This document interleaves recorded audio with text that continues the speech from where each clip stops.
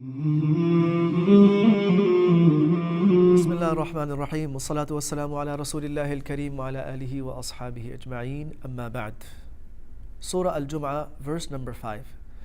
مثل الذين حملوا التوراة ثم لم يحملوها كمثل الحمار يحمل أسفارا بئس مثل القوم الذين كذبوا بآيات الله والله لا يهدي القوم الظالمين.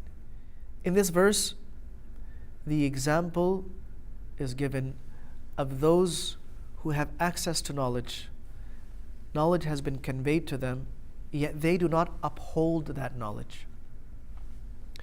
Allah subhanahu wa ta'ala speaks with direct reference to those who were given the Torah, the book revealed to Musa alayhi salam. Those who were given this book but did not uphold it. حُمِّلُوا التَّوْرَاةِ. They were handed the Torah.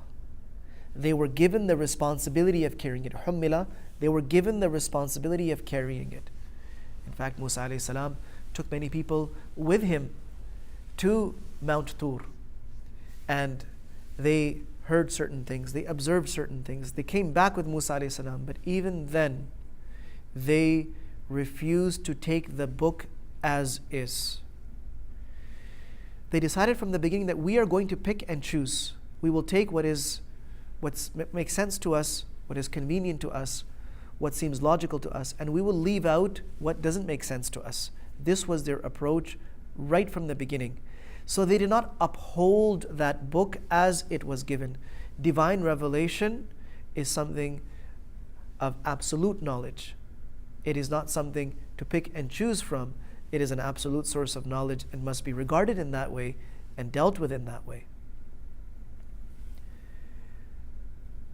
So those who did not uphold it, their example is like كَمَثَلِ الْحِمَارِ يَحْمِلُ أَسْفَارًا. You take a donkey, a mule, any animal in fact, but donkeys specifically because they are known for their inability to understand many things, especially when they are spoken to them. And definitely, they're not able to understand books. كَمَثَلِ الْحِمَارِ, the example of a donkey, which is a very sturdy animal and able to traverse across very difficult terrain, but it does not have those faculties of understanding and intelligence that other animals do.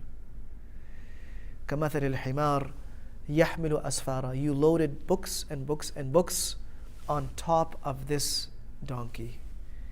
Now the donkey may be able to convey it from one place to another, carry those books on its back, but the donkey will not be able to benefit from it. Similar is the example of those who were given divine revelation, divine scriptures, and they were told to uphold it, not just hold it in their hands, but rather bring it alive in their selves and revive those teachings in the world around them.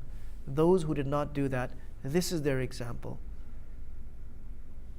This example also applies to people of the Ummah of Muhammad sallallahu alaihi wasallam who have knowledge or who are able to gain knowledge. They have access to the knowledge, they have acquired the knowledge, now it's time to uphold it. What will they do with it?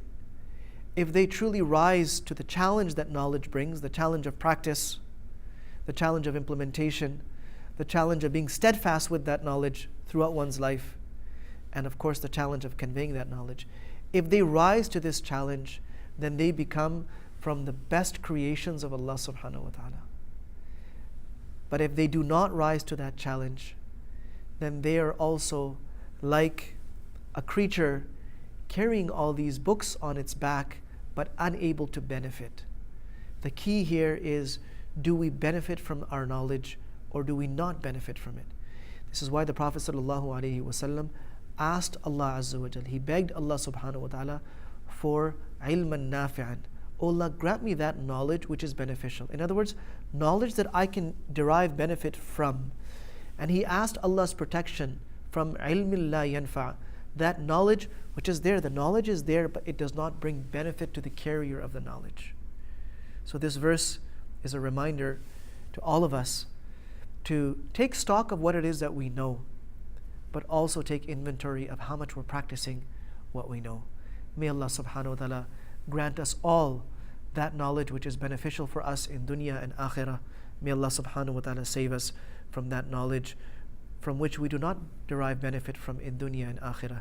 And may Allah subhanahu wa ta'ala save us from the fate that is mentioned in this example of the Quran.